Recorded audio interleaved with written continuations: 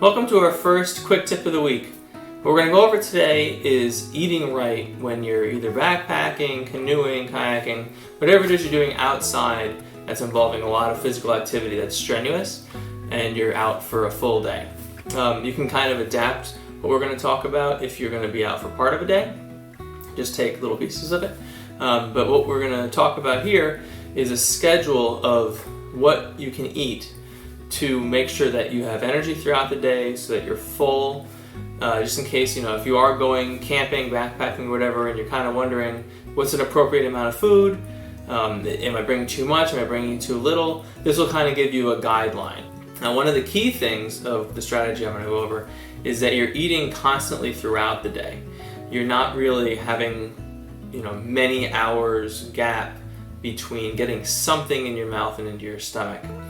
Now, I know this can be hard for a lot of people that are new to, strenuous endurance activity. So what I recommend for people who do struggle with continuously eating or eating while being active is that you just, start small. Start by eating, one nut at a time or whatever. Just get your body used to taking in calories while you're also exerting yourself. It's really important to keep your energy up.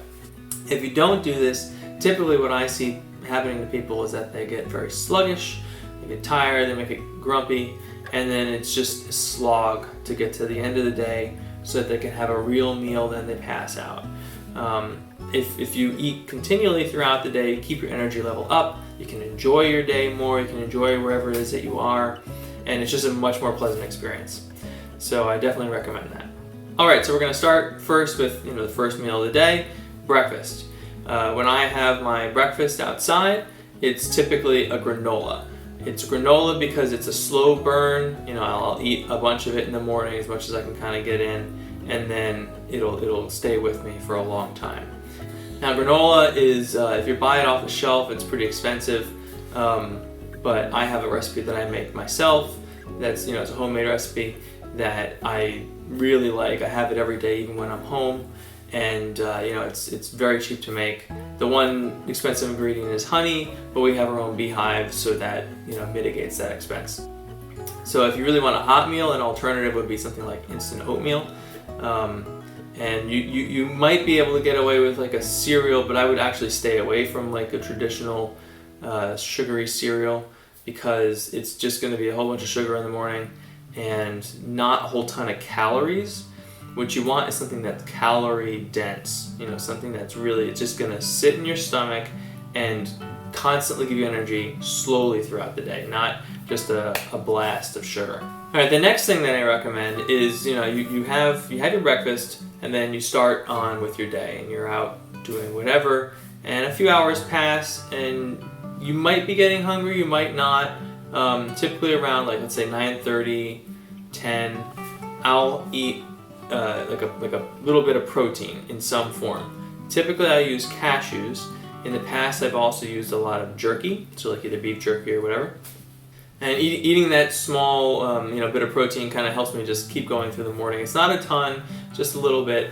I would say if you're doing cashews, it's going to be maybe like half the size of a fist. If you're doing beef jerky, limit it to a few pieces. The next thing I do is I have a Snickers at 11:30, and it's always at 11:30 because it kind of gives my body a reset.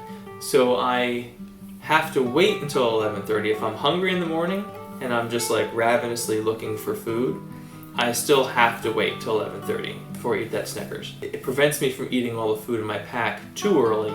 That way I can't make it through the rest of the day.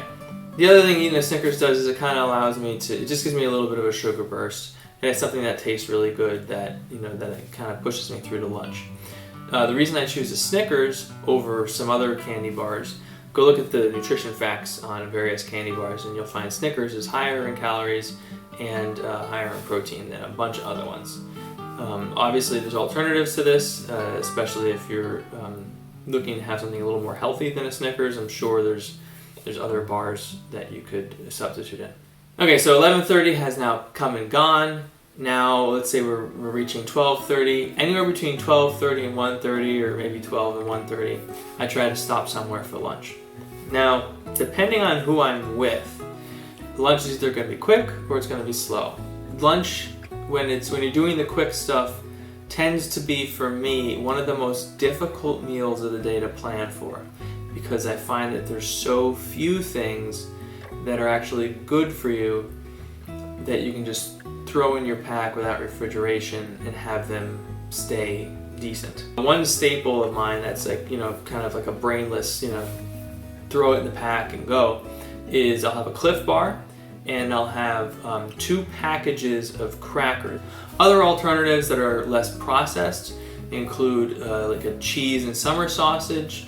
The cheese, obviously, your mileage may vary depending on how many days you're out if you're on a long trip, because you can't keep that cold unless you're hiking in the winter. I find that Baby Bells, which are the little cheeses with the wax around them, they hold up really well. You can get some pitas or other non-leaven bread that you can use to make a sandwich out of with the cheese, perhaps, or with the summer sausage, or anything else you might find that's gonna survive in your pack. Another alternative people will sometimes do with the pita or with any other bread that's not fluffy is they will do like a can of peanut butter. They'll bring a jar of peanut butter and then just have a peanut butter sandwich, or they'll get one of those jars of the peanut butter jelly mix and they'll use that. The downside to that is it can be heavy, but the common complaint with peanut butter is that you get tired of it really fast. It's just got a really specific, noticeable flavor, and it's very thick and just kind of gets in your mouth. So that, if you're going for a long period of time, you're just gonna get so sick of that. If you're out having a relaxed day and you're not really in a rush getting wherever it is you're going, in my philosophy, I am where I want to be when I'm outside doing these things, then you can have a nice slow lunch. And in that case, it's basically the same thing as dinner. You're just gonna maybe have a little bit less, or maybe not. Maybe you're gonna have a full-size dinner for lunch, because you are gonna be hungry. So after lunch has come and gone, and you're hiking through the afternoon, typically this will keep me for at least several hours. So maybe around 3:30 I'll start getting a little peckish, or I'll think to myself, oh, I should just eat something even if I'm not hungry. And in that case, what I have in this in between time between lunch and dinner is Gorp. And it's just, you get a bag of Gorp, and they sell it all over the place. You can get a variety of different mixes, but it's Gorp stands for good old raisins and peanuts, if you don't know. But basically it's just a nut, dried fruit. Typically there's some sort of chocolate in there mix that you can just take handfuls as you go. For portioning reasons, I would typically recommend having about a fist size of Gorp available per day, and that'll get you through. And then finally we get to what is my favorite meal of the day, which is dinner. And this is what we focus on this channel a lot, is making these dehydrated dinners, so that when you get to the end of the day, you have something that's really delicious and maybe even creative that you can try out. And so dinner will typically be something that you cook. If you're one of these people that like to do a no cook, that's a whole nother story. It's a perfectly valid strategy. It's just not mine and not most people's. So I recommend getting a nice hot meal. It's a mood booster. It's on a cold day, it's great to eat something warm. And we have a ton of examples of what you can do for dinners on this channel. You can go look at the recipes playlist, which we add to every week, and if you don't find something there that you like, please put down in the comments something that you might be interested in seeing an example of us trying out and dehydrating, and we'll take a look at it and see if we can get it done. And then finally, the last thing you're going to eat in the day is your dessert. And dessert is just, the goal is just to have something that tastes good. It's just going to be some extra boost of calories, just to get into your body, and just something sugary and nice. And what I typically use for this is something like a Little Debbie brownie, any of those highly processed desserts that you find, like a ho-ho, those are the kinds of things that I like for this particular pace of the day.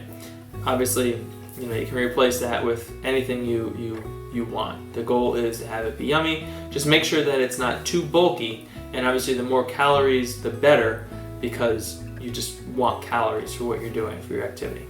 So that's my strategy. That's my meal plan when I go out for full days, multiple days at a time, no matter what the activity is that I'm doing. The quantities obviously are going to vary from person to person for each meal, but one of the important things that I think you should definitely do is continually eat throughout the day. Alright, well, I hope you got some useful tips out of this. If you like this video, let us know by hitting the like button, and put any comments down in the box below for things you might want tips on. We'll try to make another quick tip video to answer any questions you might have. Thanks for joining us. I hope you enjoy whatever your next outing is that you're going to be on, and that you stay nice and full, and that this helps you out. So we'll see you next time.